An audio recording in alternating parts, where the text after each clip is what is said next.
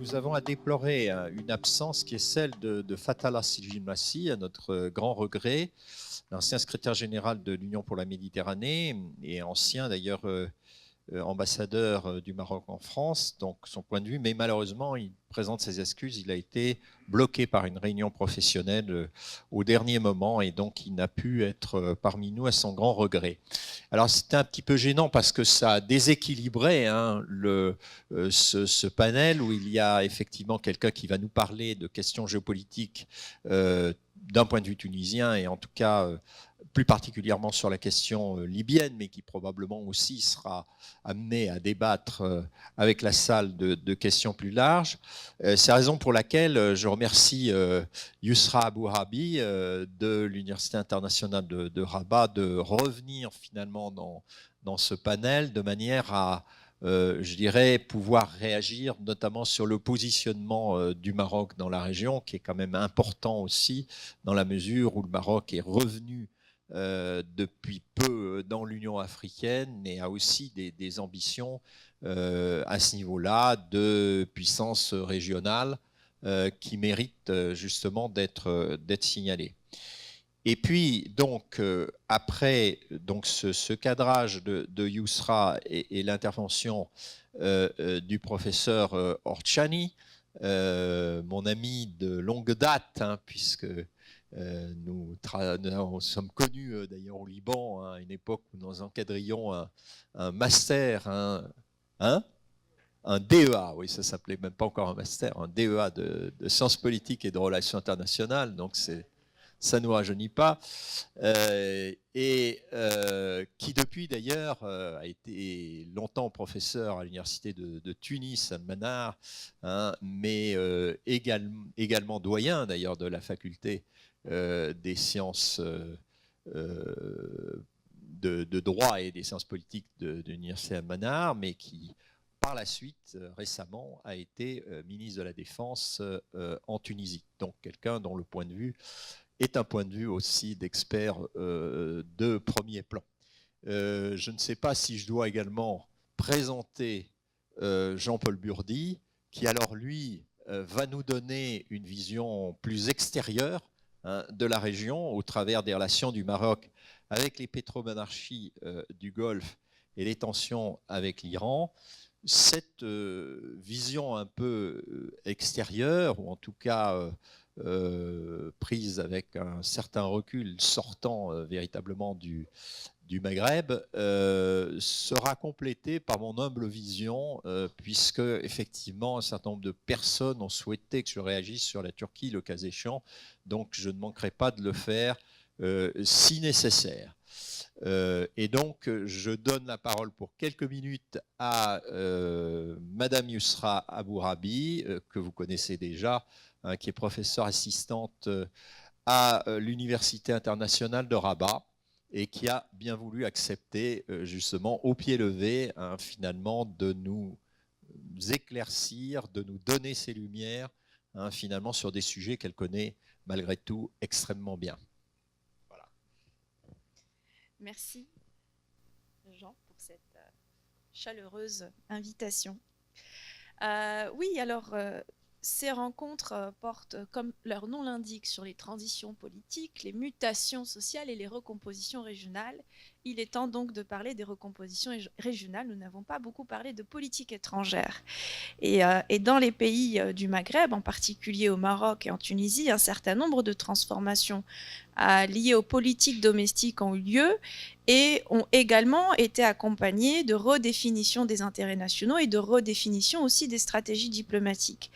Il y a, à mon sens, 2 à 3 grands enjeux en ce moment dans la région qui forment des objets de la politique étrangère. Le premier, c'est l'élargissement du champ de la sécurité tel que théorisé en Europe, qui est aujourd'hui pris en compte par les pays du Maghreb dans la formulation de leur politique étrangère, et notamment en ce qui concerne les questions de sécurité liées à la menace islamiste, de sécurité environnementale et de sécurité économique. Et parfois, ces trois, et les questions migratoires. Et parfois, ces enjeux sont pris en compte dans la formulation des politiques étrangères de ces États comme des enjeux sectoriels, mais qui sont aussi interdépendants, qui sont aussi imbriqués et qui vont engendrer la formulation de politiques plus globales. À titre d'exemple, au Maroc, on assiste à la formulation depuis quelques années d'une politique qui s'appelle la politique de sécurité religieuse, je l'ai évoqué rapidement hier, et qui repose sur 3 leviers, la formation militaire, la professionnalisation de l'armée au Maroc et la formation militaire par le Maroc à des armées ouest-africaines, notamment au Mali et ailleurs. Le deuxième levier, c'est la redéfinition de ce qu'est l'islam marocain par l'intégration de la dimension soufie et une plus grande volonté de contrôle par l'État de l'enseignement de l'islam dans les écoles, de la possibilité des imams d'émettre des fatwas, etc.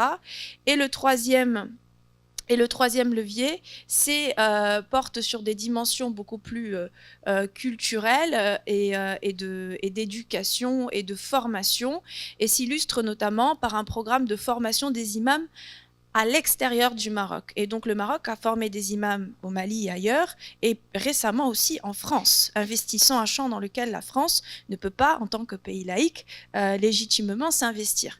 Donc ça, c'est quelque chose d'intéressant et qu'on observe en Tunisie également. Donc l'élargissement du champ de la sécurité et la formulation de nouvelles politiques un peu transversales.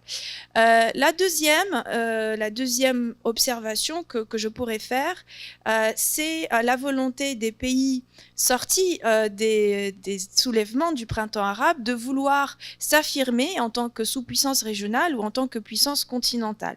Et là encore, ces volontés s'expriment au Maroc et en Tunisie par la formulation de politiques régionales ou de politiques africaines. Alors dans le cas du Maroc, cette politique africaine, elle est clairement visible, elle est clairement déployée depuis une dizaine d'années, elle repose sur un effort constant à toutes les échelles de la diplomatie de s'investir dans le développement économique des pays en Afrique, dans la reprise des relations diplomatiques avec lesquelles le Maroc avait rompu pendant des années en raison de contentieux autour de la question du Sahara, et aussi à travers la réintégration de l'Union africaine. Le Maroc était le dernier pays à ne pas être depuis 30 ans au sein de l'Union africaine, et récemment la volonté d'intégrer la CEDEAO, donc la communauté des États d'Afrique de l'Ouest.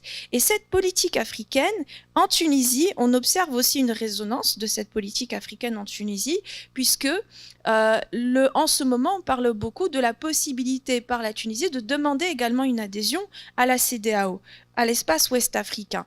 Et ça veut dire aussi, dans le contexte où le roi au Maroc avait récemment dit que l'UMA n'existait pas, avant de redemander à l'Algérie de repenser leurs relations, eh bien, ça évoque l'idée d'une intégration plus générale du Maghreb dans un espace beaucoup plus général qui est celui de l'Afrique de l'Ouest. Et donc, on peut légitimement se demander si ces pays-là, au lendemain des printemps arabes, ne sont pas dans une redéfinition plus globale de leur identité en tant qu'État, s'éloignant d'un soi-disant monde arabe et voulant réaffirmer leur dimension africaine, leur dimension méditerranéenne à travers leur politique étrangère, en espérant que ces politiques étrangères aient un impact sur les politiques domestiques. Et on observe déjà l'illustration de on observe déjà des conséquences de ces stratégies dans les deux pays. Donc voilà, c'était l'introduction que je voulais faire. On va peut-être avoir des éclaircissements plus précis ensuite à travers la façon dont la Tunisie s'investit dans la crise libyenne. C'est aussi une forme d'investissement régional, et à travers les relations du Maroc, puisqu'il y a un lien très fort entre les relations du Maroc avec les pétromonarchies du Golfe et cette politique africaine, puisque cela fait partie aussi, peut-être que vous aurez peut-être quelque chose à dire là-dessus, d'une stratégie plus globale de diversification des partenaires du Maroc à l'échelle internationale. Voilà, merci beaucoup, et je passe la parole à Monsieur Ferchat Forani. Bien, merci. Bonjour tout le monde.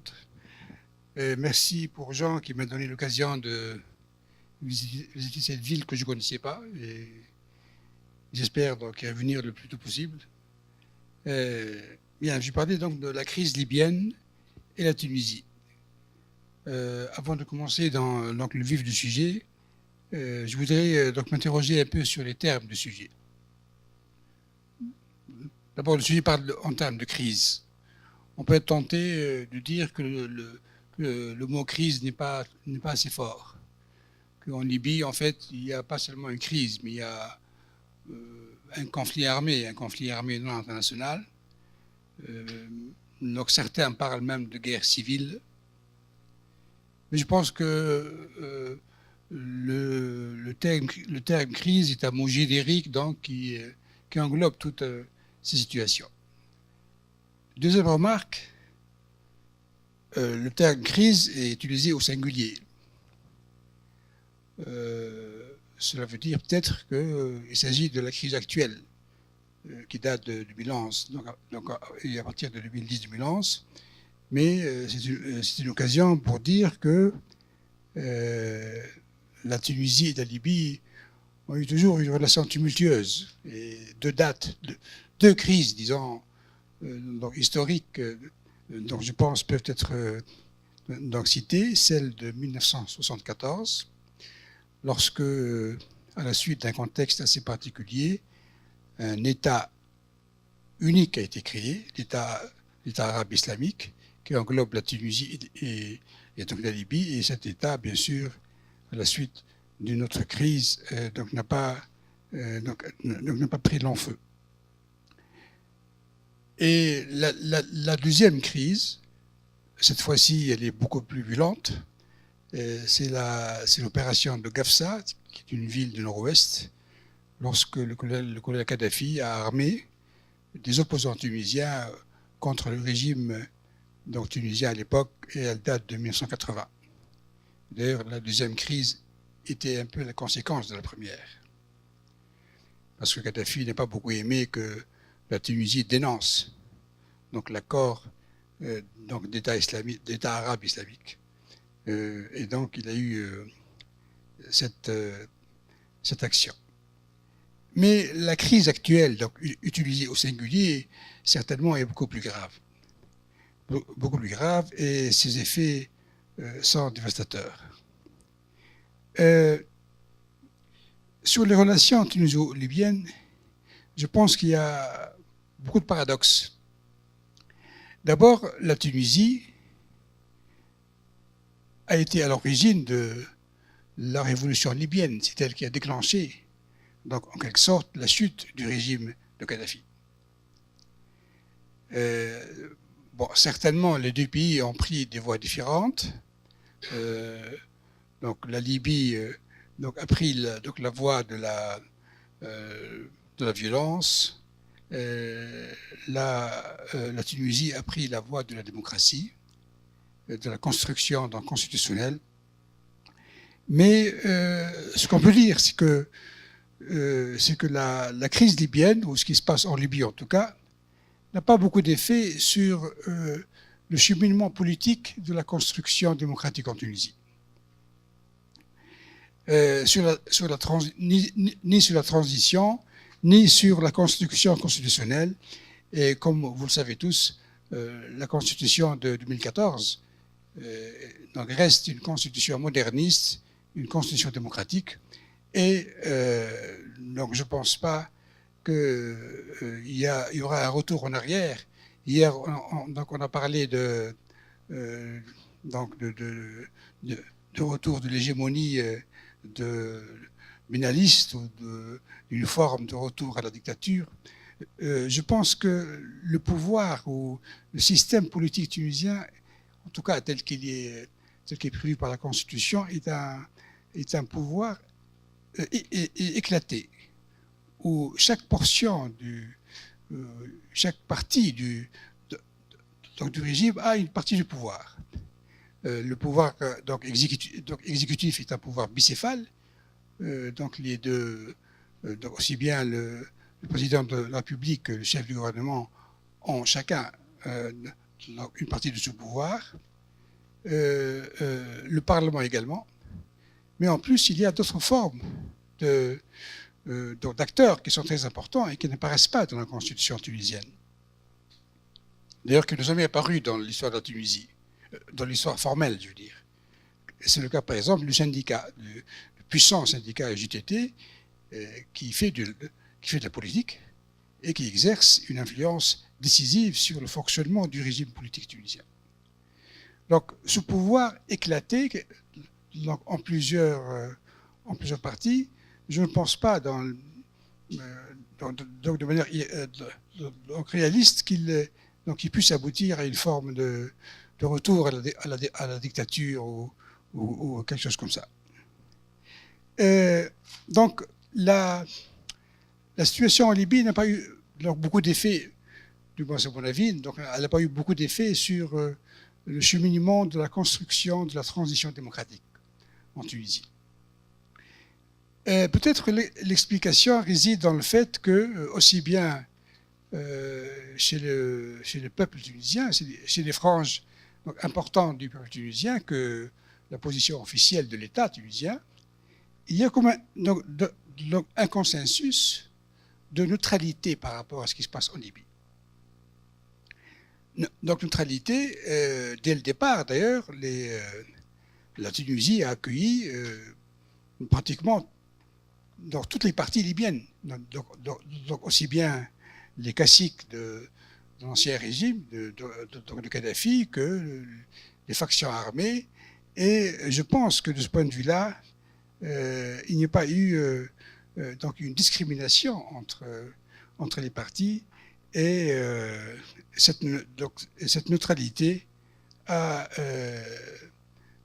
eu donc un effet positif sur donc l'absence d'effet politique sur la transition tunisienne. Il faut aussi indiquer, donc je pense, un élément important, que la Tunisie, elle a joué un rôle de manière peut-être pas visible sur le règlement de la crise libyenne, sur les tentatives de règlement, parce que la crise libyenne est loin d'être réglée. Et donc Tunis ou Sfax ou les autres villes, mais surtout la ville de Tunis, est un balai donc diplomatique de toutes les parties libyennes qui venaient pour essayer de trouver une solution. Et aussi, autre élément important, dans toutes les ambassades qui ont fui Tripoli ont donc un siège, donc une résidence, du moins, une résidence à Tunis. Deuxième explication aussi de cette absence d'effet sur la transition tunisienne, il y a comme un accord tacite entre les parties libyennes de ne pas exporter le conflit libyen en Tunisie. Et je pense que cela est très important. De ne pas exporter le conflit libyen en Tunisie, ni contre les Tunisiens, ni même contre les autres factions libyennes qui sont installées en Tunisie.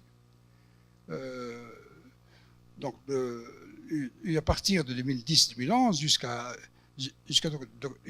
actuellement, donc il n'y a pas eu d'incident important entre les factions libyennes qui résident pourtant en Tunisie et qui sont d'obédience opposées ou au moins différentes.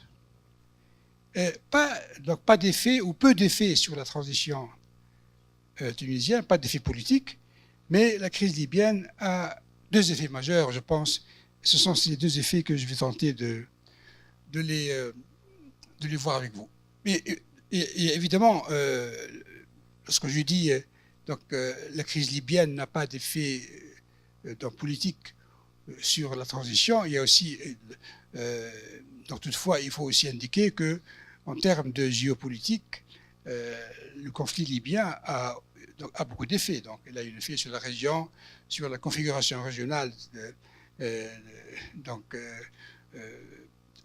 des parties. Donc, évidemment, en termes de géopolitique, donc l'effet est très important. Mais sur le contexte tunisien, donc l'effet est minime. Le premier effet, je pense, de cette crise libyenne, il est très important, c'est la dimension sécuritaire. Dimension sécuritaire, il faut savoir que la frontière, on parlait de frontière tout à l'heure, mais je pense que c'est un élément très important donc, à dire dans les relations entre la Tunisie et la Libye. La frontière donc Tunisie-libyenne est très importante. La frontière terrestre elle est de 530 km à peu près. Donc elle commence à la mer et elle finit jusqu'à un point qui s'appelle Burj Al Khadra. Et cette frontière, elle est pratiquement, elle n'est pas démarquée.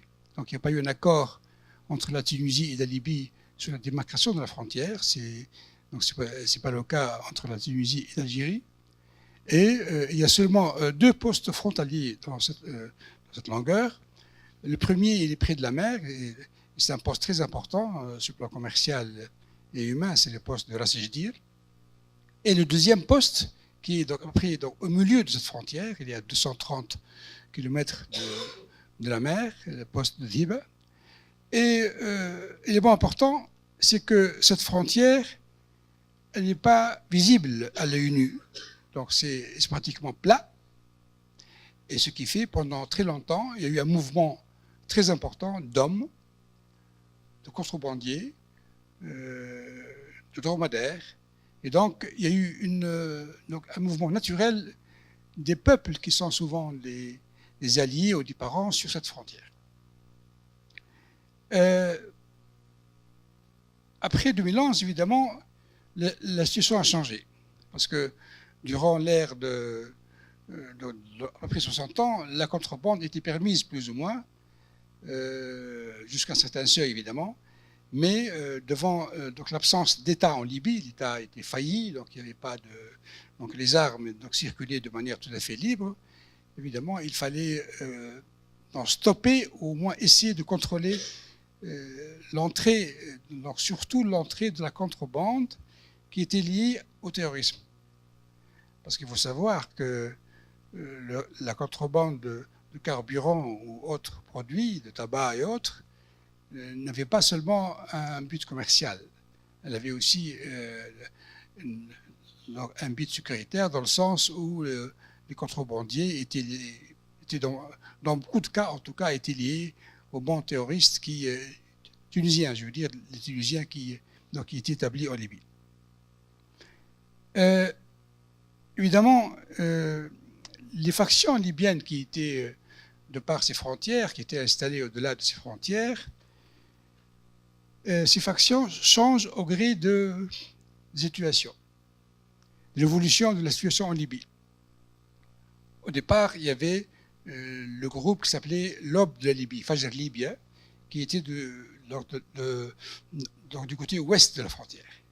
Donc, par la suite, il y a eu le groupe de Zenten, le groupe de Zouara. Instamment, il y avait aussi donc la faction qui appartenait à Haftar, donc celle de l'Est. Et par la suite, c'était les loyalistes qui relevaient de l'autorité officielle qui était reconnue par les Nations Unies. Et tout cela, et à la fin, il y avait aussi une dimension, donc non seulement tribale, mais qui dépassait toute dimension tribale. Donc il y avait des factions aussi qui étaient liées à des personnes, des hommes de guerre, comme on dit. Et la Tunisie, je pense que dans ces situations, a eu une position, une attitude donc très pragmatique. Elle a traité avec tous ces groupes. Et donc, évidemment, ce qui est intéressant, c'est que tous ces groupes, donc, quelle que soit leur obédience, ont accepté de traiter avec les autorités tunisiennes. Et je pense que cela est très important pour garder une forme de stabilité dans la région. Voilà pour la frontière. Deuxième élément important, je pense, et cela a une implication et un effet important sur la région, c'est que la Libye a servi de base arrière à des groupes terroristes tunisiens. Ce ne sont pas des Libyens, ce sont des Tunisiens. Donc la plupart, ou tous ceux qui ont fait des actes terroristes en Tunisie n'étaient pas Libyens. Donc ils appartenaient à Junoud al-Khilaf, donc à Daesh ou à d'autres, mais en tout cas, les Libyens n'ont pas participé aux actions des Russes en Tunisie. Ce qui montre en tout cas que cette frontière est très importante, et je pense qu'il faut s'interroger sur la dimension de la frontière. Les juristes définissent la frontière comme étant une ligne qui sépare les États et constitue le support de la souveraineté, mais je pense que il y a comme plusieurs genres de frontières. L'union douanière, par exemple, constitue une frontière. La zone de libre-échange constitue une frontière. La démocratie constitue une frontière. Et donc, il y a comme un bol de spaghetti bol, où il y a un nombre important de frontières, de significations qui se superposent et qui n'ont pas la même signification. L'effet de la crise, si vous voulez, il est donc sécuritaire, et cela est très important. Il me reste quelques minutes, c'est ça, Jean? Quelques minutes 3-4. Le second aspect, la seconde dimension, je pense, c'est donc évidemment la dimension économique et sociale. La Libye constitue, de tout temps, la Libye donc, a constitué une bouffée d'oxygène pour la Tunisie. Il faut savoir qu'il y a un nombre très important, peut-être 200 000, 300 000 Tunisiens qui travaillaient en Libye. Et donc évidemment, cela est essentiel pour l'économie tunisienne. Il y a aussi donc l'aspect de relation commerciale entre la Tunisie et la Libye. Les investissements étrangers, le flux des Libyens qui venaient en Tunisie, soit pour des raisons touristiques ou pour d'autres raisons, essentiellement pour des raisons médicales, pour des raisons de soins. Et donc, évidemment, la crise libyenne, de ce point de vue-là, elle a eu un coût très élevé pour la Tunisie. Le nombre des Libyens en Tunisie est très important. Au départ, en 2011, il y avait 1 million de Libyens qui étaient installés en Tunisie. En 2016, ils ont augmenté jusqu'à 2 600 000 Libyens en Tunisie. Actuellement, les chiffres ne sont pas très clairs, et en tout cas, il y a des nombres à peu près, selon les chiffres plus ou moins officieux, entre 300 000 et 400 000 Libyens, mais qui bougeaient beaucoup parce que le statut du Libyen en Tunisie est très ambigu. Il ne s'agit pas de réfugiés. Donc on évite de parler en termes d'asile ou de réfugiés. Ils ne sont pas résidents. Il y a une infime partie qui ont une carte de résidence permanente. Et donc, ce qui fait qu'il y a un nombre donc, très important, et cela constitue évidemment ça a un coût pour l'économie, et surtout que ça a un coût pour donc la consommation des biens subventionnés.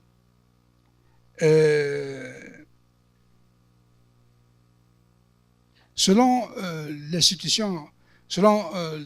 la Banque mondiale, en termes de coût fiscal, mais également en termes de pertes, si vous voulez, la Tunisie perdrait entre 800 millions de dollars par an et 1 million de dollars par an sous l'effet de la crise libyenne. Le commerce formel a décliné de plus de 75%. Et la plupart du commerce en Tunisie actuellement est d'ordre informel. Donc, il y a à peu près donc, de 40 à 50%, et la plupart du commerce informel vient de Libye. Donc vous voyez que la crise libyenne elle a un effet très important en termes sécuritaires et donc économiques. Et évidemment, je conclus. Est-ce qu'il y a des chances sérieuses pour que cette crise soit réduite ou cesse, donc pour qu'il y ait une relation normale entre les deux États? Ce qui est certain, c'est que la crise libyenne sera durable. Elle sera durable. Évidemment, tous ceux qui observent cette crise avancent l'idée qu'il y a deux scénarios. évidemment. Le premier, c'est donc celui de donc un statu quo, mais qui peut aboutir à une aggravation de la crise, à une partition de la Libye. Donc même certains parlent donc en termes de division de la Libye. Et donc malgré le fait que les groupes terroristes, et donc essentiellement Daesh, ont été chassés de Sirte, et c'est aussi une occasion pour dire que l'importance de la région frontalière en Tunisie, dans une ville comme Ben Guerded, qui est située sur la frontière tuniso-libyenne et qui a vu en quelque sorte la chute du rêve de Daesh, donc d'édifier, de construire un émirat, d'abord en Tunisie et par la suite peut-être plus au nord. Le scénario de catastrophe, peut-être qu'il s'éloigne, donc en quelque sorte parce que les groupes terroristes bougent beaucoup plus vers le sud, vers la région du Sahel, vers le Mali, et la pression, elle est moins importante sur la Tunisie. Évidemment, donc je pense que donc la crise libyenne, donc au départ, a été une crise internationalisée, où les parties étrangères, donc de part et d'autre, sont intervenus dans le conflit libyen. Et je pense que la résolution de cette crise doit aussi être internationalisée pour que les parties étrangères qui exercent une ingérence dans les affaires libyennes cessent leur ingérence. Et dans ce cas, je pense que la Tunisie peut jouer également un rôle important. Merci.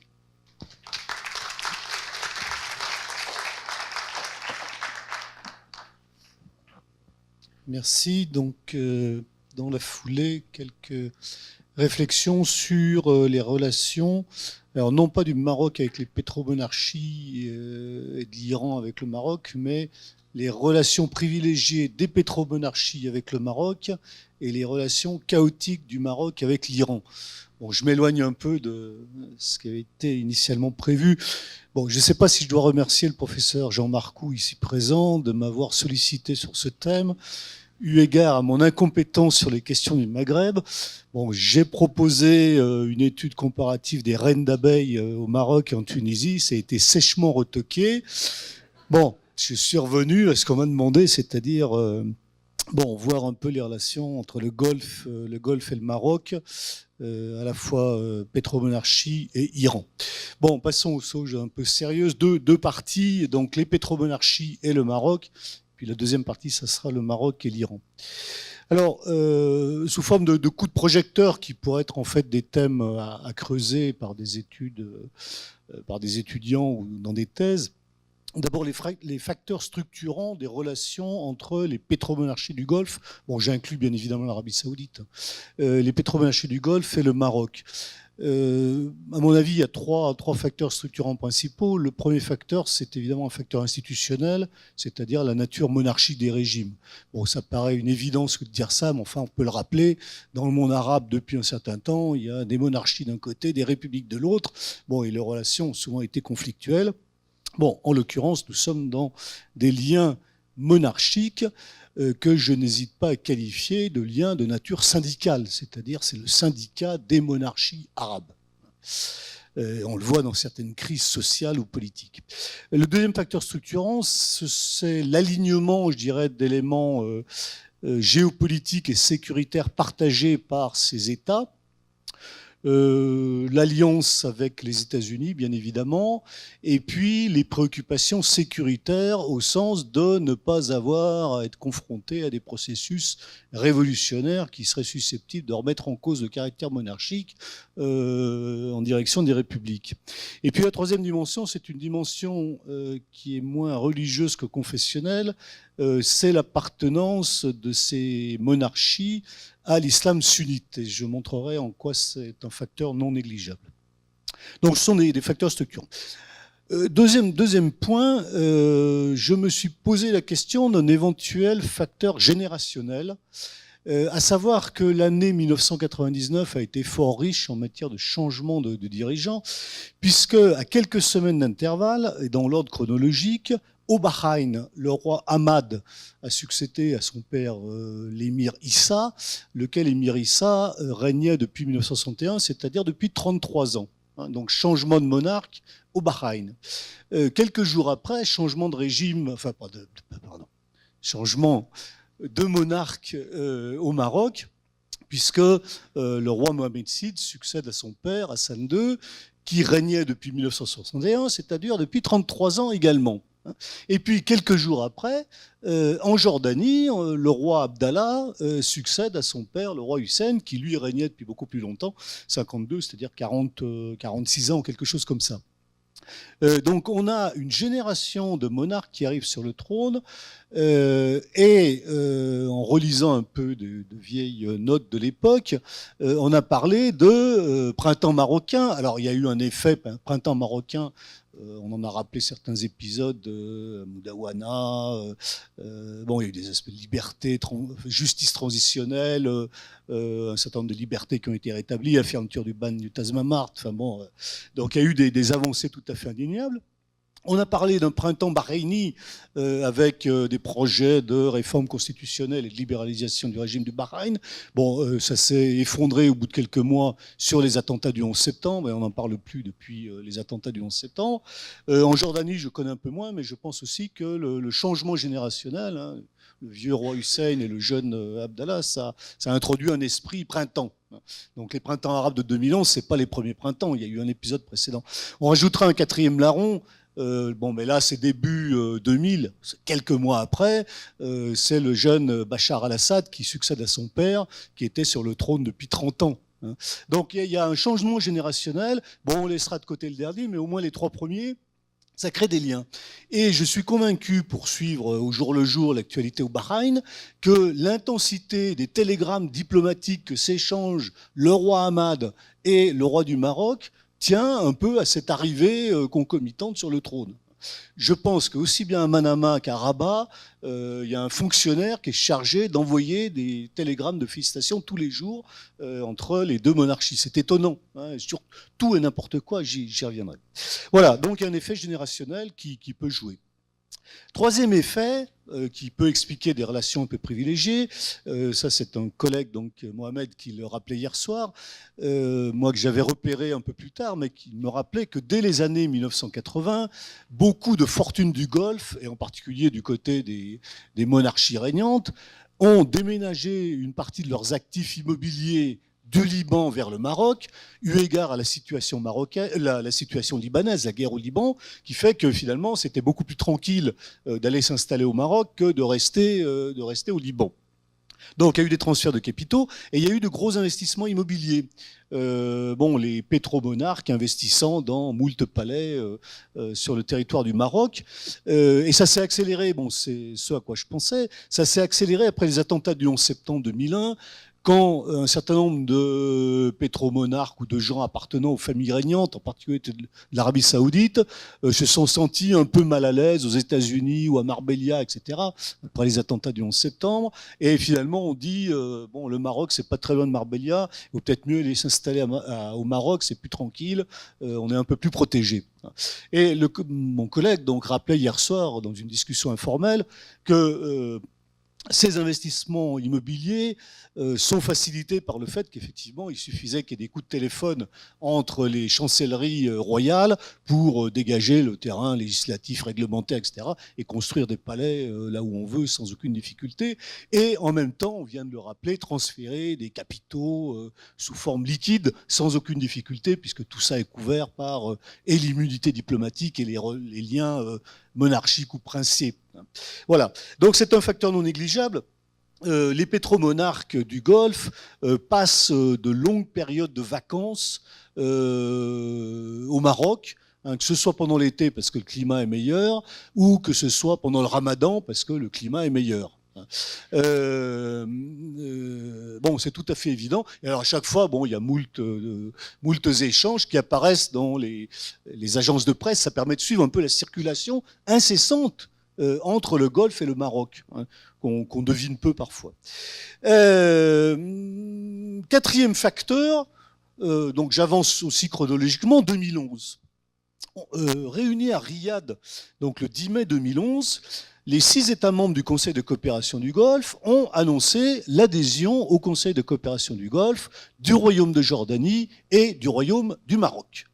Donc on a appris le 10 mai 2011 que le Maroc faisait partie, était nouveau membre du Conseil de coopération du Golfe. Je cite la déclaration officielle. C'est une démarche qui s'inscrit dans le cadre de la politique de proximité, du destin commun, de l'unité et de la consécration des liens étroits existants entre les pays du Conseil de coopération du Golfe et les royaumes respectifs du Maroc et de Jordanie. Cette initiative est en harmonie avec le statut du Conseil de coopération du Golfe et la charte de la Ligue arabe, qui tous deux préconisent un rapprochement plus étroit et des liens plus solides entre les États arabes. C'est beau comme l'antique, comme déclaration. Alors, la logique, évidemment, de cette déclaration du 5 mai 2011, c'est qu'on est en pleine tourmente révolutionnaire au Moyen-Orient et que les monarques du Golfe ont la trouille. Il faut dire les choses comme elles sont, parce qu'il y a la crise au Bahreïn, même si les chars saoudiens sont déjà entrés au Bahreïn. Il y a de l'agitation, des grèves et des ronds-points qui sont bloqués dans le sultanat d'Oman. Il y a de l'agitation très importante dans la province orientale du Royaume d'Arabie Saoudite, les chiites d'Arabie Saoudite se sentant quelques affinités avec les chiites du Bahreïn et réciproquement. Donc les monarques ont la trouille. En plus, les Américains viennent de lâcher Moubarak. Bon, ils ont la trouille. Et donc on élargit le syndicat. Le syndicat, il était à 6, on élargit à 2 nouveaux membres, la Jordanie et le Maroc. Alors autant on peut concevoir que la Jordanie finalement se rattache au Conseil de coopération du Golfe, il y a des affinités historiques, la dynastie hachémite, il y a une proximité frontalière avec l'Arabie Saoudite, il y a des liens étroits. Bon, Jordanie, à la limite, ça peut se discuter. Alors évidemment, pour le Maroc, c'est un peu plus problématique, parce que le Maroc, géographiquement, est assez éloigné du Golfe, jusqu'à preuve du contraire. Le Maroc est plutôt dans une démarche de rapprochement avec l'Union européenne, de partenariat privilégié, etc. Et contrairement à ce qui me semble venir d'entendre, il y a toujours la problématique de l'union du Maghreb arabe, à l'époque au moins. Bon, et donc je cite la réponse du Maroc. Le Maroc se félicite de la concertation profonde et de la solidarité agissante entretenue avec les pays du Conseil de coopération du Golfe, mais réitère, je cite, son attachement naturel et irréversible à l'idéal maghrébin et à la construction de l'Union du Maghreb arabe, choix stratégique fondamental de la nation marocaine. Bon, c'est un objectif de très long terme, cette Union du Maghreb arabe, mais enfin, c'est en gros la réponse de Rabat à cette proposition surprenante du Conseil de coopération du Golfe. Bon, l'ordre étant revenu assez rapidement dans le Golfe, on n'en a plus parlé, mais c'était quand même assez intéressant que le syndicat cherche à s'élargir dans le contexte révolutionnaire. Il y a un autre épisode qui m'a beaucoup plu à l'époque, en 2011, le 2 juillet 2011, le roi du Bahreïn, le roi Hamad, envoie un télégramme de félicitations, un de plus, à son homologue marocain pour, je cite, le succès éclatant du référendum sur la nouvelle constitution marocaine. Bon, puisque la nouvelle constitution marocaine vient d'être adoptée avec 98% des votants.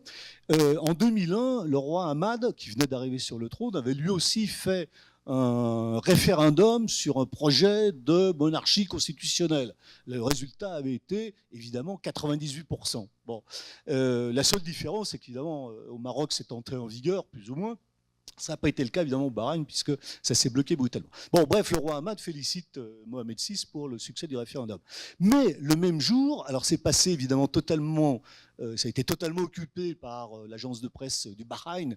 Et c'est sorti dans la presse marocaine qui n'a pas dû mesurer, je pense à l'époque, le sens de la chose. Il y a un autre communiqué donc, qui est venu de Manama. Donc c'est le parti Al-Wefaq, qui est l'hégémonique parti d'opposition chiite au Bahreïn, 60% du corps électoral quand même, et qui félicite, je cite, félicite le peuple et le roi du Maroc pour le résultat du référendum, considérant que la nouvelle constitution marocaine constitue un pas important pour la consécration de l'édifice démocratique du Maroc.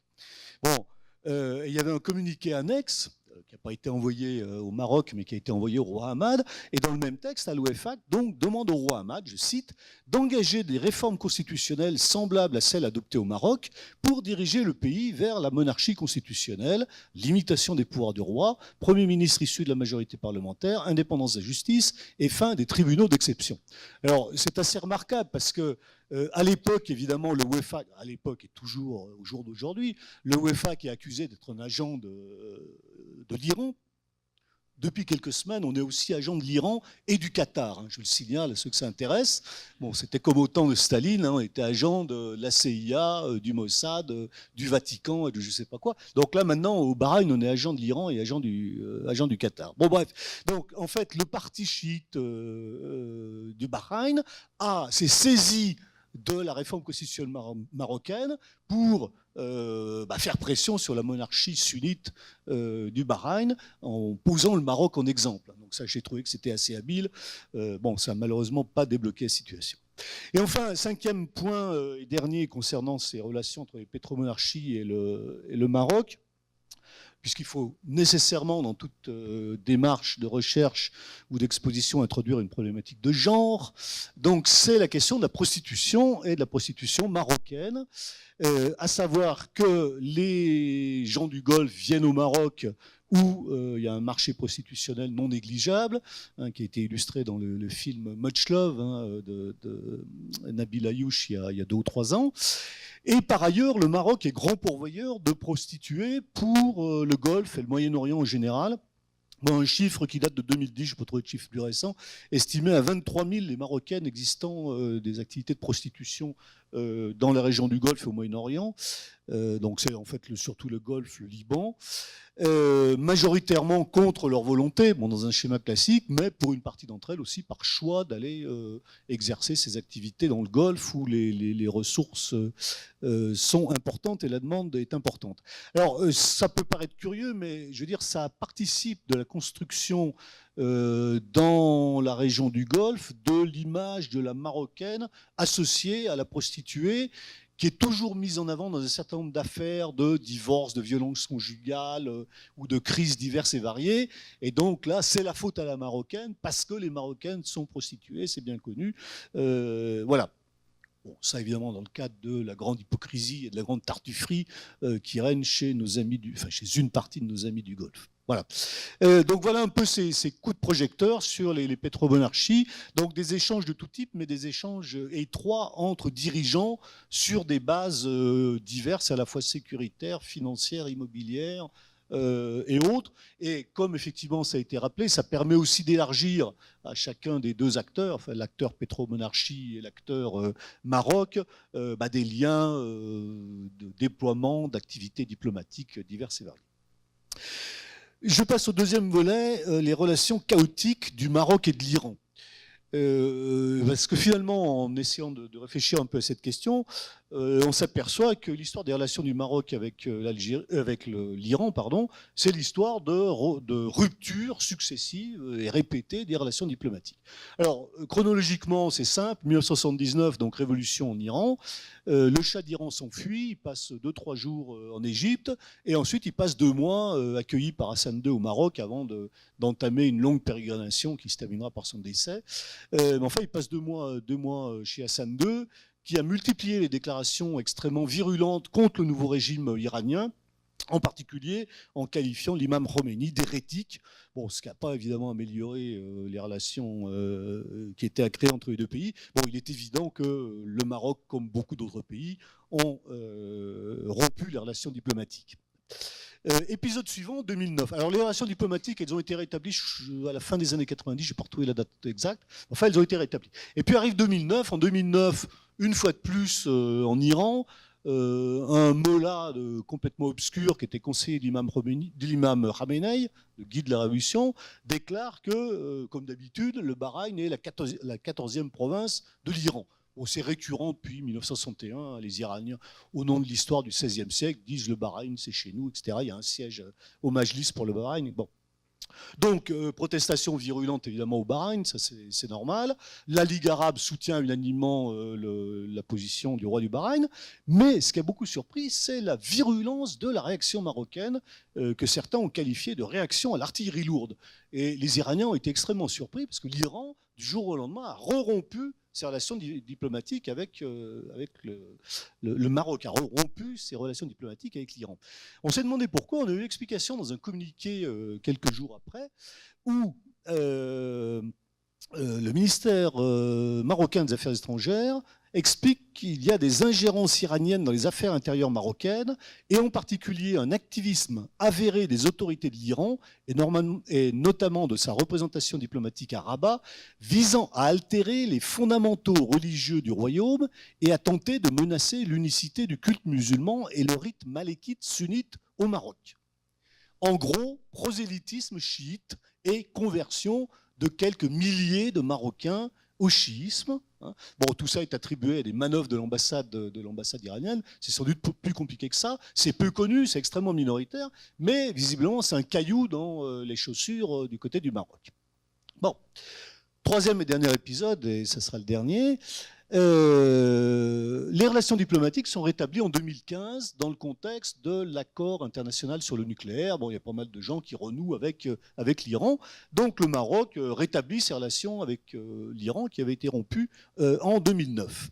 Et puis, 1er mai 2018, donc il y a 6 mois, communiqué du ministère marocain des Affaires étrangères, rupture des relations diplomatiques avec le Maroc, troisième.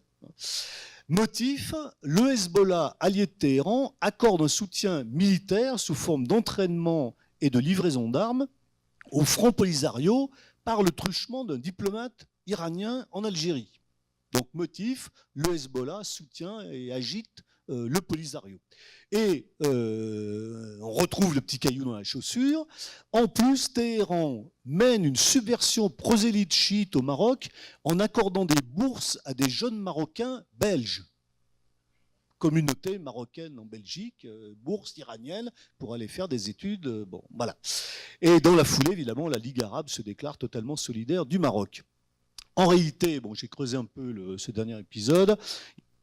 D'eau qui a fait déborder le vase, soit l'arrestation à l'aéroport de Casablanca par des agents de la CIA d'un belgo-chiite libanais ou d'un belgo-libanais chiite, gros commerçant en Afrique de l'Ouest, et qui est accusé par les Américains de financer le Hezbollah. Bon, vous savez que le Hezbollah libanais bénéficie de différentes sources de financement, l'Iran bien évidemment, mais aussi les nombreux et riches commerçants libanais, chiites, d'Afrique de l'Ouest et du reste du continent africain. Et donc le dénommé Qassem Mohamed Tajedine est accusé d'être un terroriste international finançant le Hezbollah. Bon, la remarque qu'on peut faire, c'est que nous sommes en 2018 et que et le Hezbollah et l'Iran ont autre chose à faire que de s'occuper du Polisario. Hein. Il y a d'autres dossiers en cours du côté de l'Irak, de la Syrie, du Golan, voire du Yémen. Bon, le Polisario, c'est loin. Bon. En réalité, quand on décrypte un peu le discours du Maroc, on s'aperçoit qu'il s'agit de convaincre les Américains que derrière le Polisario et en Afrique de l'Ouest, il y a des menées iraniennes et du Hezbollah. Bon. L'idée étant d'obtenir les Américains qui soutiennent la position marocaine sur l'appartenance du Sahara occidental et refusent ce qui est prévu par l'ONU depuis une éternité, c'est-à-dire un référendum de consultation sur l'autodétermination du peuple sahraoui, etc., etc. Or, il se trouve qu'au sein du nouveau gouvernement américain, le dénommé John Bolton, conseiller à la sécurité nationale, ancien ambassadeur aux Nations Unies, était curieusement favorable à ce référendum d'autodétermination et au renouvellement de la mission de l'ONU pour l'organisation de ce référendum, qui s'appelle la mission, j'ai oublié son nom, enfin bref, la MINURSO, hein, mission des Nations Unies pour l'organisation du référendum au Sahara occidental. Et en fait, il semble que la manœuvre dans cette histoire de rupture avec l'Iran, accusation du Hezbollah, accusation de l'Iran et accusation de menées chiites, il y a l'idée de convaincre les Américains qu'il faut soutenir la position marocaine et qu'il faut se méfier des Iraniens, du Hezbollah, via le Polisario, etc. J'ai fini. Bon, cette affaire montre, cette troisième rupture des relations diplomatiques montre que derrière un certain nombre de choix diplomatiques du Maroc, on a des préoccupations qui sont régionales, le Sahara, la politique africaine, et que l'Iran est visiblement une variable d'ajustement à certains moments pour cette politique régionale en Afrique du Nord ou en Afrique tout court. Voilà, merci.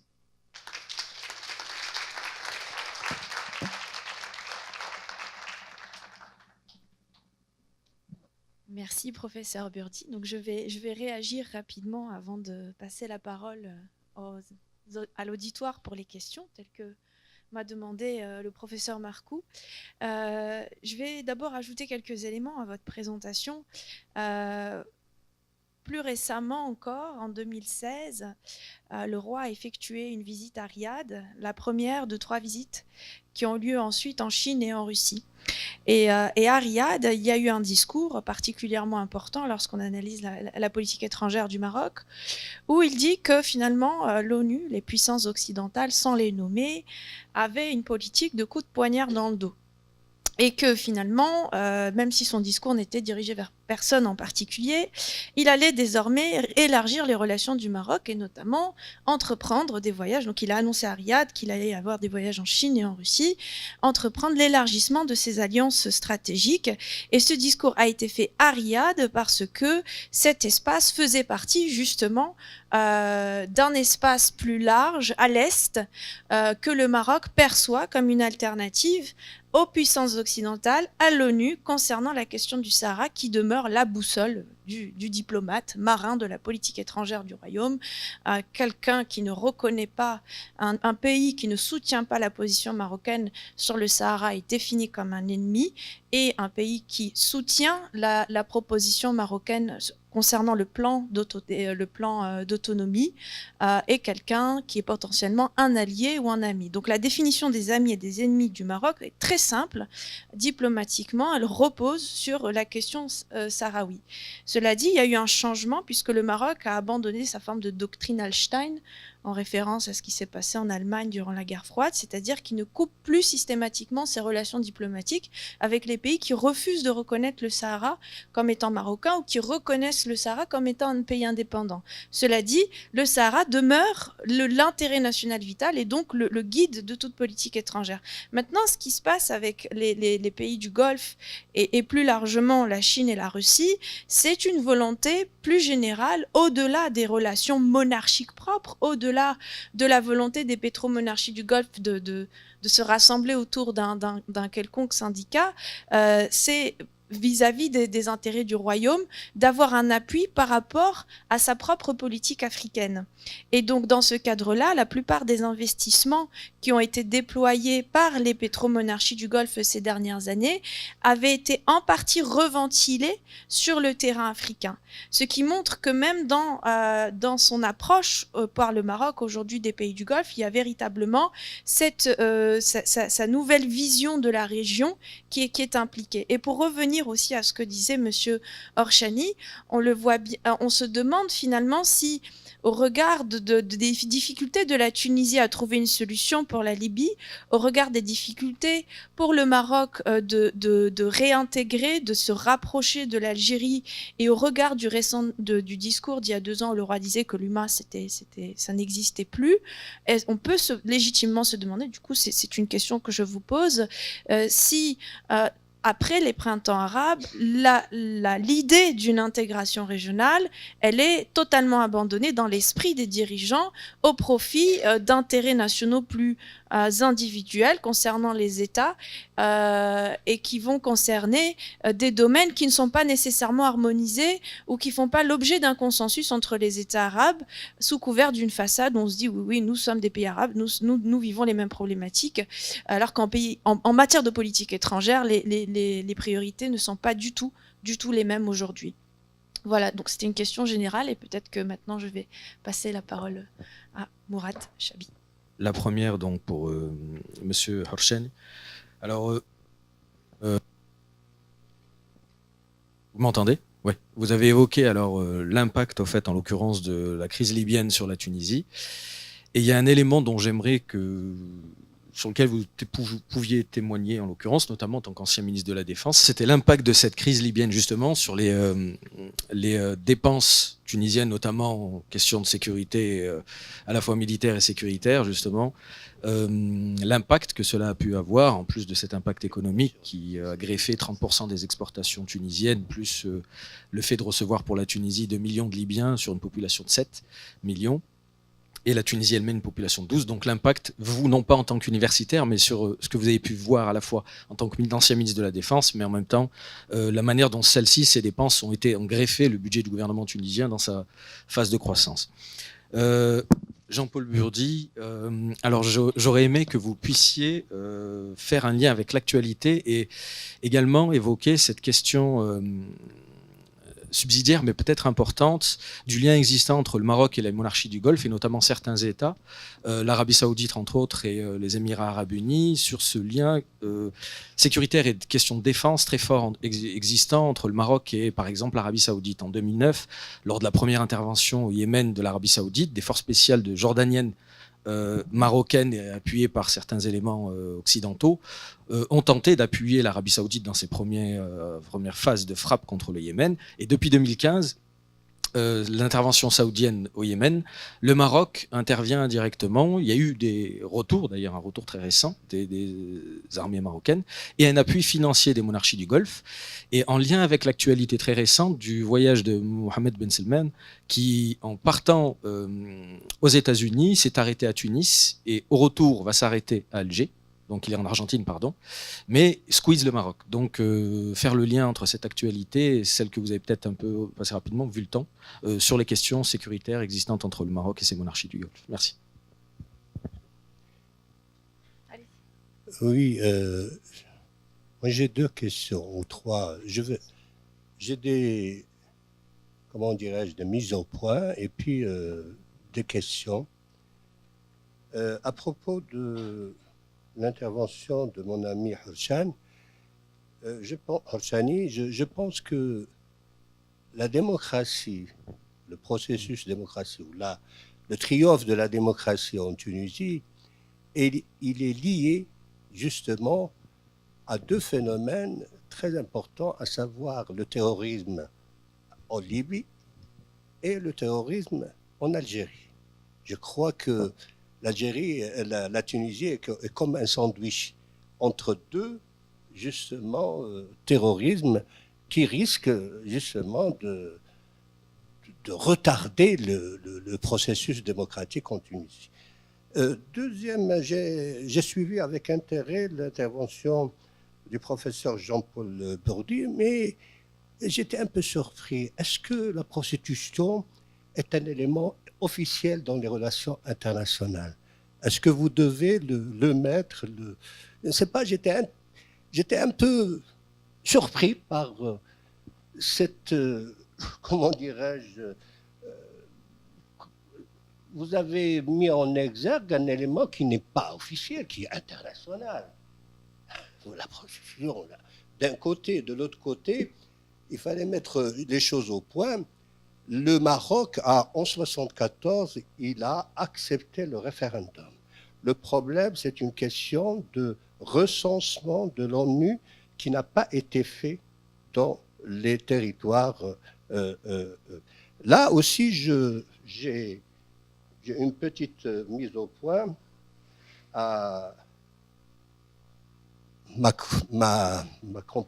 compatriote, justement à propos de l'attitude du Maroc. À chaque fois qu'il y a un pays qui reconnaît le Polisario, c'est son ennemi. Ce n'est pas vrai. Actuellement, le Maroc a établi des relations avec beaucoup de pays qui ont des relations et qui reconnaissent le Polisario. Je ne vois pas, ils ne sont pas des ennemis. Maintenant, surtout avec son intégration à l'unité africaine, je crois que de plus en plus, c'est une chose normale. Il ne va pas imposer son point de vue aux autres pays. Merci. Petite précision, j'avais bien dit qu'il avait abandonné sa doctrine Hallstein depuis un moment. Merci. Y a-t-il d'autres questions d'étudiants peut-être? avant de repasser la parole au professeur. Ah, super. J'avais une question pour vous, puisque vous avez abordé le dossier sahraoui. Je voulais savoir si vous aviez une analyse à proposer sur les motivations du Maroc à cette main tendue dont on parle actuellement dans les médias vers l'Algérie. Il y a d'autres questions? Ok, donc peut-être... Ah d'accord, une dernière. Merci. Je voudrais remercier les deux intervenants et faire une petite remarque et deux petites questions, avec l'espoir de ne pas être trop long, hein, qu'on ne me retire pas la parole. Donc, la première chose, en fait, c'est par rapport au professeur Orchani. La Libye, bon, voilà, c'est un cocktail de crise, c'est un confluent de tous les problèmes. Donc là, on retrouve justement un lien avec ce qui a été dit par Elisabeth et Marilyn. C'est-à-dire que là, l'Europe, donc, on externalise une question de sécurité par rapport à l'immigration à des mercenaires et à des chefs de guerre. Et dans ce cas-là, on s'étonne, comment ça se fait qu'il y a le retour de l'esclavagisme en Libye. Et d'autre part, il y a l'autre question qui est la contrebande et les conséquences de la contrebande. On sait pertinemment que la Tunisie et la Libye, il y a toujours eu des contrebandes. Et là, la fois précédente, je fais le lien à ce que tu as dit l'année précédente. Donc la contrebande a toujours existé, mais la crise libyenne a fait émerger des nouveaux contrebandiers. L'ancienne génération, elle a un accord, un pacte, je dirais, implicite avec les autorités, avec l'armée et la police. Pas de drogue, pas des armes et pas de trafic humain. Et là, la nouvelle génération, c'est une génération carnassière qui souhaite en fait avoir de l'argent de tout bord. Et justement, la crise que vous avez invoquée tout à l'heure de Ben Garden, on sait pertinemment que les contrebandiers et les anciens ont bien aidé l'armée, en tout cas tunisienne. Je ne vous demande pas de me répondre en tant que ministre l'ancien ministre de la Défense, mais en tout cas, les études, il y a eu une étude qui a été faite par un étudiant justement de chez nous en MMO qui a démontré qu'il y a eu justement une aide, et c'est les contrebandiers, les anciens qui ont aidé l'armée tunisienne pour leur montrer où ils étaient les terroristes. Et dernière chose, par rapport au mur, et là je reviens à ce que disaient Elisabeth et Marilyn, là aussi, est-ce que ce mur qui a été construit entre la Libye et la Tunisie a une forme d'efficacité ou pas? Alors sur le plan, on va dire, sécuritaire ou autre plan. Là, vous n'êtes pas obligé de me répondre non plus. Pour Jean-Paul, donc pour... Rapidement. Donc pour Jean-Paul, juste l'intégration justement du Maroc dans le fameux conseil, le conseil de coopération du pays du Golfe, a été dénoncé bien évidemment par l'Algérie. Et est-ce qu'il y a eu un pacte de non-agression? Parce que tout de suite après 2011, tous les pays, notamment l'Algérie, la Tunisie et l'Égypte, ont été plus ou moins déstabilisés par l'argent du Golfe. Je reviens à ce qui a été dit par Madame Driss tout à l'heure, sauf le Maroc. Est-ce que cette intégration ou cette coopération a joué un rôle dans le pacte de non-agression entre le Maroc et les pays du Golfe, et notamment le Qatar?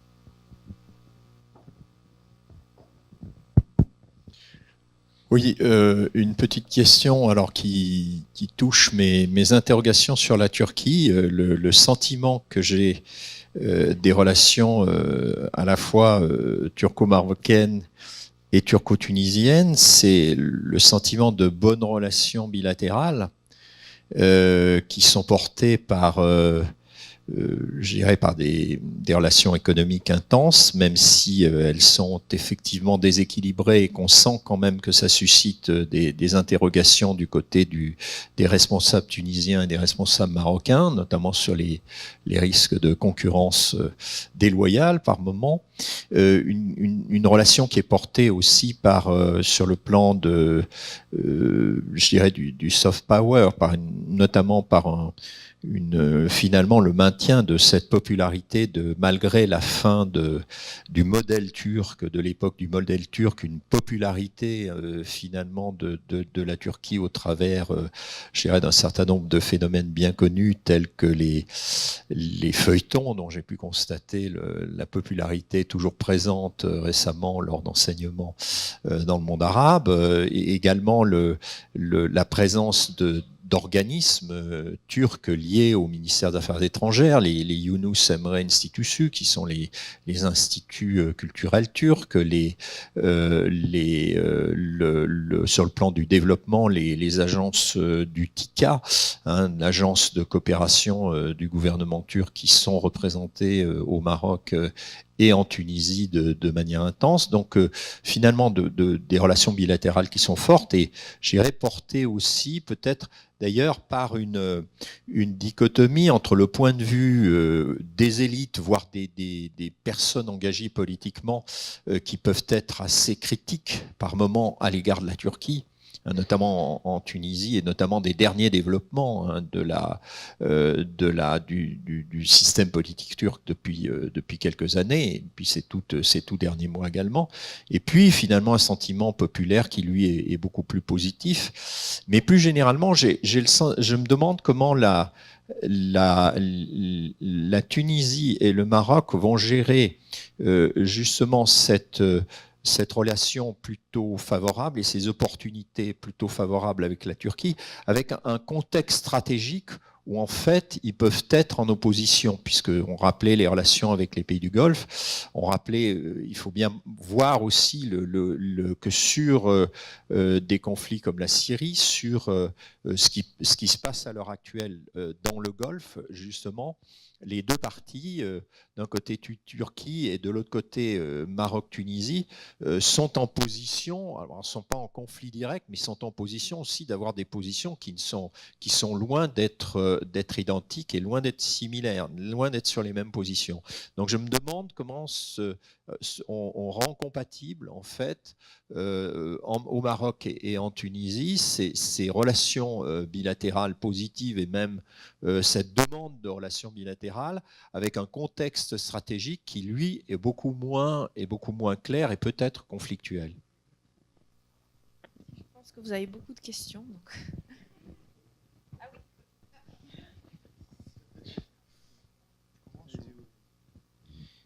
Bien, merci.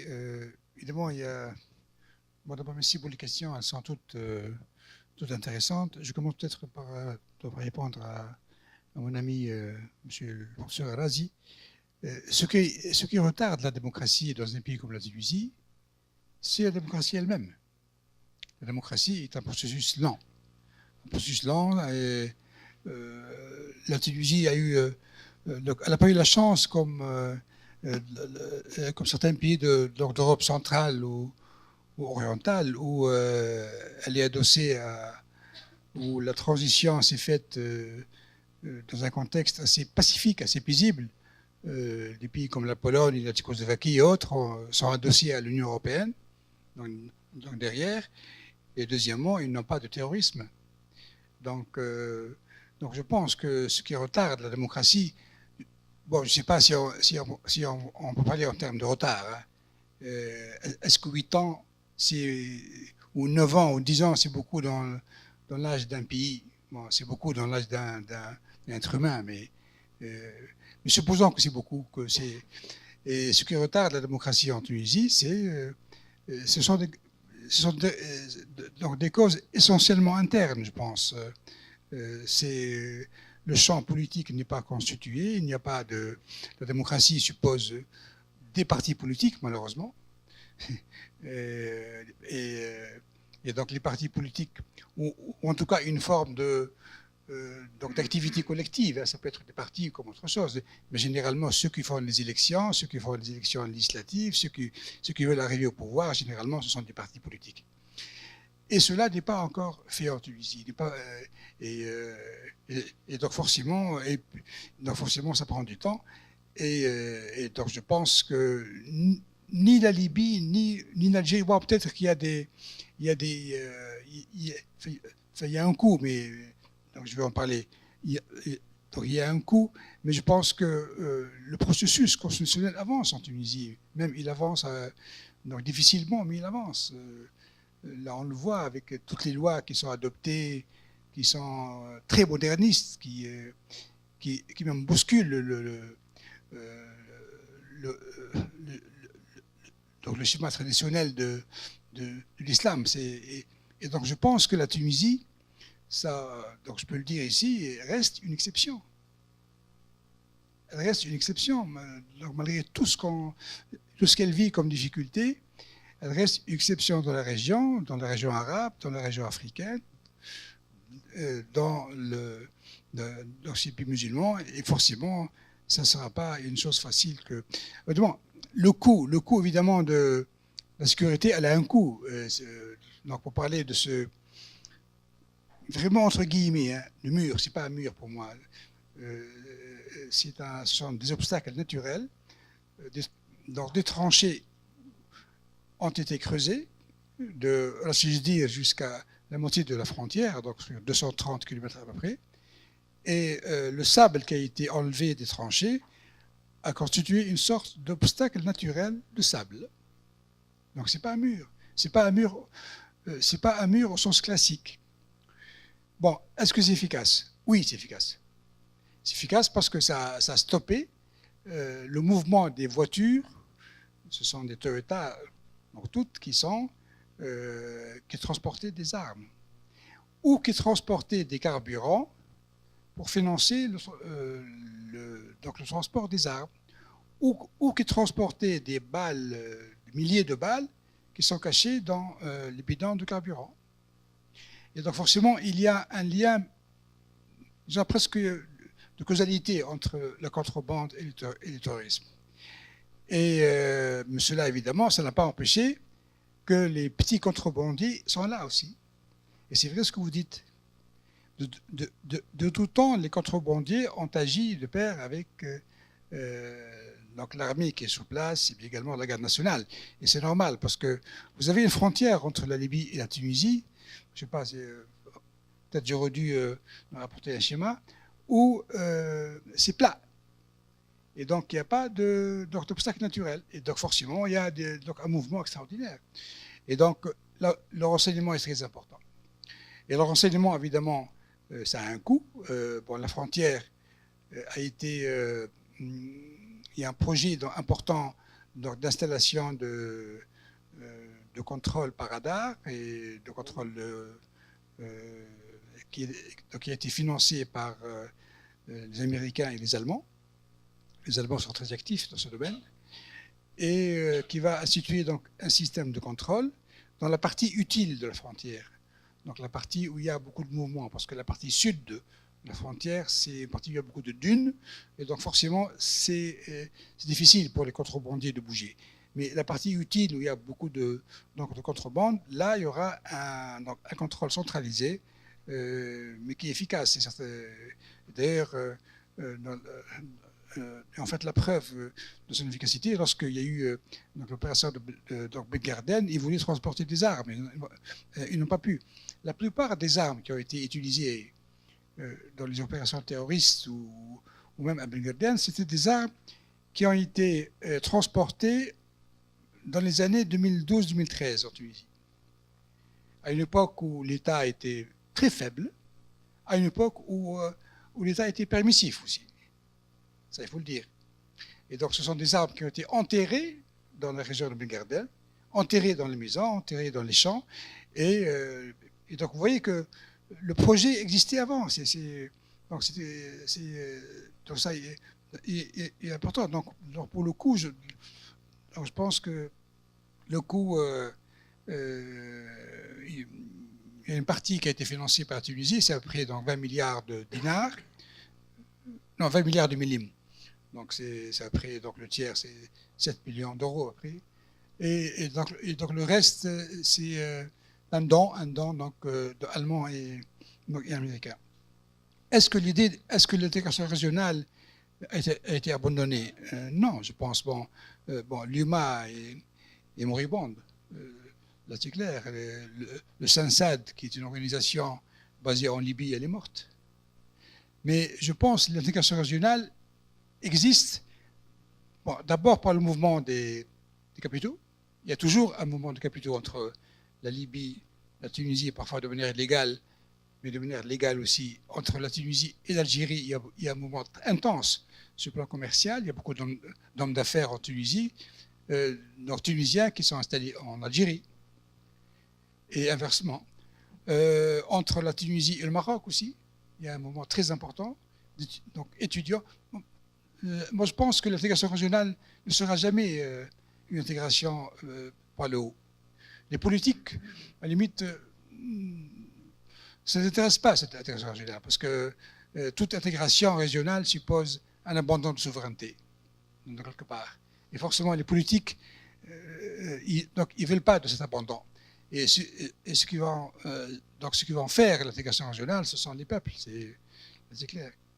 Je pense que... Ah oui, donc c'est sûr, c'est une contrebande d'un type nouveau. Donc, mais ce que je veux dire aussi, c'est que c'est une idée que j'ai beaucoup développée à l'époque, c'est que la frontière entre la Tunisie et la Libye, ou le fait de défendre la frontière, de protéger la frontière, de contrôler surtout la frontière, c'est aussi une frontière de l'Europe. Parce que si on prend le scénario le plus pessimiste, le scénario catastrophe, imaginez un seul instant qu'un émirat de Daesh a été créé en Tunisie, eh bien, ça va monter vers le haut, hein. Et vers le haut, c'est l'Europe. Donc je pense que c'est pour ça que des pays comme les Allemands ont compris. Les Allemands ont compris qu'il fallait aider la Tunisie. Ce n'est pas quelque chose de... Entre parenthèses, d'ailleurs, donc la Tunisie n'est pas très aidée hein, dans sa transition démocratique, elle n'est pas très aidée, mais elle compte un peu sur elle-même et sur les amis aussi. Et donc des pays comme l'Allemagne, comme les Américains aussi, ont compris qu'il faut stopper le flux d'armes, parce que le problème en Libye, ce sont les armes qui circulent. Tant qu'il y a des armes qui circulent librement en Libye, il n'y aura jamais de paix en Libye. Voilà ce que je pense. Merci. Merci. Merci d'abord pour les précisions et les informations que vous avez apportées en complément. Donc quelques éléments de réponse. Alors sur le Polisario, je serais tenté de botter en touche parce que vraiment je ne suis pas familier du dossier. Mais bien évidemment, comme vous l'avez rappelé, le Maroc ne pose plus comme condition de ses relations diplomatiques des positions communes avec Rabat sur le Polisario. Sinon, il n'y aurait pas de politique africaine du Maroc, bien évidemment. Donc c'était une des conditions pour la réintégration du Maroc dans l'unité africaine que d'accepter qu'il y ait des positions qui ne soient pas celles de Rabat sur le Polisario. Sur la question de la constitution dans les relations internationales, bien évidemment, les constitutions ne sont pas un objet des relations internationales, sauf qu'il se trouve qu'au moment de la crise du Bahreïn, donc en février-mars 2011, du printemps de Manama, de la place de la Perle, l'enjeu sur place, jusqu'à ce qu'il soit brisé par l'intervention de l'armée saoudienne, c'était l'établissement ou pas d'une monarchie constitutionnelle au Bahreïn. Donc du coup, les acteurs locaux ont instrumentalisé la question constitutionnelle au Bahreïn et au Maroc pour essayer de faire pression sur le Bahreïn. Sinon, bien évidemment, ce n'est pas un objet de relations internationales. Troisième élément, sur les intérêts nationaux et la problématique humaine. Bon, mon voisin vient de répondre, effectivement. Bon, l'Union du Maghreb arabe, c'est un vieux serpent de mer, qui est moribond depuis toujours, mais qui en même temps ressort de temps en temps au détour d'un communiqué. On voit l'Union du Maghreb arabe surgir.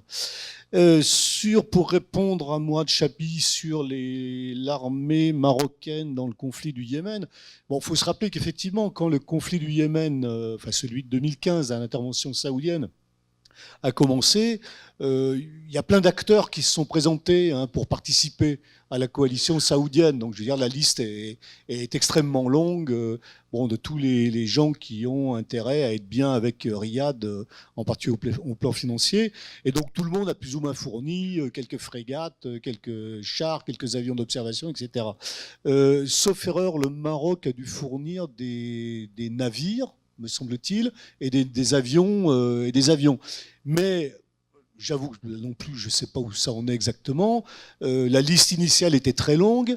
Au bout de quelques temps, les gens se sont aperçus que ça risquait de durer longtemps, qu'il n'y avait rien à gagner et qu'il y avait tout à perdre. Bon, ce qui fait que les acteurs principaux sont l'Arabie Saoudite et ses bombardements aériens. Bon, ce qui évite d'avoir engagé des forces terrestres, sinon sur la zone purement frontalière.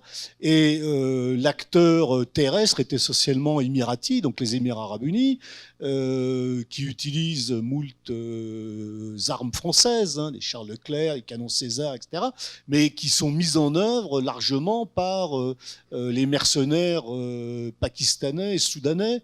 Même si, bon, il y a quand même une participation des soldats émiratis au combat. Donc, je veux dire, il y avait beaucoup de participants sur la liste initiale, et puis, finalement, maintenant, il y a beaucoup de gens qui participent en faisant tourner des navires au large de Deïda pour assurer le blocus maritime, bon, parce que, bon, comme ça, on évite d'être directement impliqué dans le conflit. Bon, je ne sais pas quelle est la participation effective du Maroc au jour d'aujourd'hui. Bon, je manque d'éléments d'information là-dessus. Pour ce qui est des étapes de MBS vers le G20 et retour, bon, effectivement, il essaye de revenir sur la scène internationale. Bon, apparemment, ça marche, hein, puisqu'il est au G20 actuellement en Argentine. Il a fait quelques étapes. Alors, étapes à Tunis et à Alger, on va voir si elles ont lieu. Je dirais, il n'y a pas besoin de faire une... Enfin, à mon avis, il n'y a pas besoin de faire une étape au Maroc, parce qu'il n'y a pas véritablement de problème. Bon, tu me diras qu'il a fait étape au Bahreïn, bon, il n'y a pas de problème non plus. Il a été décoré de l'ordre du Grand Orient de je ne sais pas quoi, par le roi Hamad. Mais enfin, bon, tout ça participe de la volonté de dire que malgré l'affaire Rachogui, bon, MBS est toujours là pour 50 ans et que donc, bon, chacun doit s'y plier. Je ne sais pas ce que ça va donner en Algérie, en Tunisie non plus d'ailleurs, mais en Algérie, bon, la presse algérienne n'est quand même pas tendre avec MBS dans cette affaire de l'assassinat de Rachogui. Donc on va voir si l'étape a lieu et comment elle se déroule. Bon, eu égard au fait qu'il y a aussi un problème de représentation du pouvoir politique algérien, hein, parce que qui est le pouvoir politique en Algérie actuellement? Voilà, je crois que j'ai répondu aux principales questions. Bon, mais je botte en touche un peu sur le Polisario parce que je ne suis pas au fait du dossier. Merci. Y a-t-il un autre tour de questions? Est-ce que... Ah, mais par contre, vous m'aviez posé une question, je crois, sur l'Algérie. Mais c'est par rapport à l'actualité récente? C'est ça?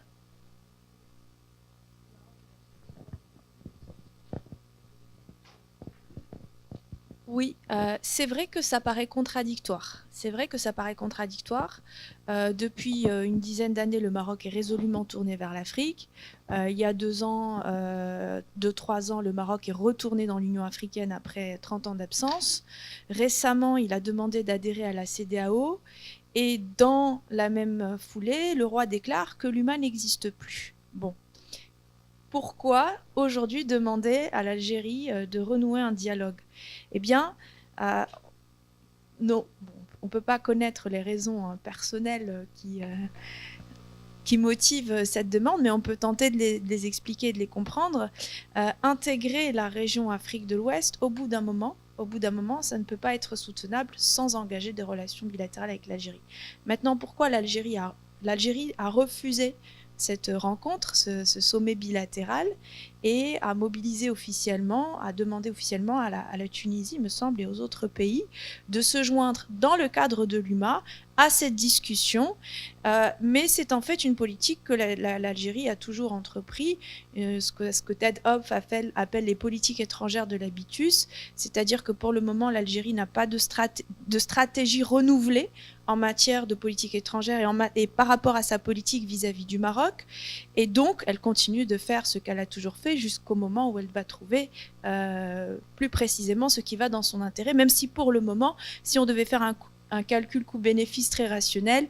Sa non-volonté de coopérer avec le Maroc ou de discuter avec le Maroc sur ces questions-là, pour le moment, elle ne va rien apporter puisqu'elle va juste faire perpétuer le statu quo. Alors que pour le Maroc, c'est une question d'intégrité territoriale, donc il est normal, c'est pas une tare, hein, c'est pas immoral que le Maroc poursuive cet intérêt en déployant différents moyens. C'est pas une question d'autoritarisme ou autre chose. Le Maroc a un intérêt qui est celui de défendre son territoire, et il considère le Sahara comme étant partie de son territoire. Donc c'est absolument normal, n'importe quel autre pays le ferait, de poursuivre cet intérêt jusqu'au bout.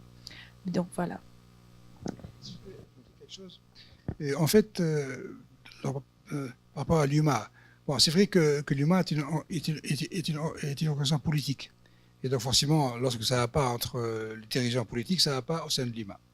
L'idée, pendant longtemps, et je pense qu'elle a germé, mais elle n'a pas pu aboutir à un projet clair, c'est de créer une organisation donc économique, comme ça se fait dans les pays de donc l'Afrique, dans le cadre de l'Union africaine, je veux dire, les communautés économiques africaines, CEM.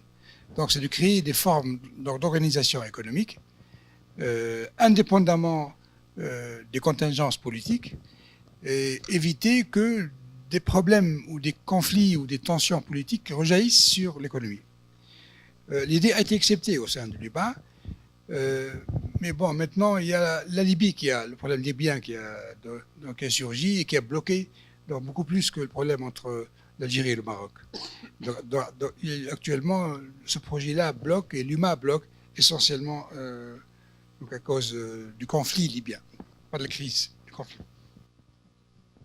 Oui, concernant les relations entre le Maroc et l'Algérie, il y a aussi simplement la relation de voisinage, c'est-à-dire que ce sont deux pays voisins avec une longue frontière, et que qui est fermée, et que c'est une aberration à tout point de vue pour les intérêts des deux pays, des populations, etc.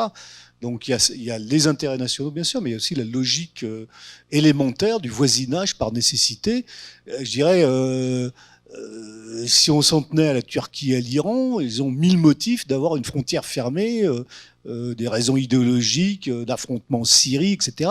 Bon, en même temps, quelles que soient les tensions entre Ankara et Téhéran, la frontière est ouverte depuis le XVIe siècle. Enfin, en gros, je veux dire, elle n'a jamais été fermée.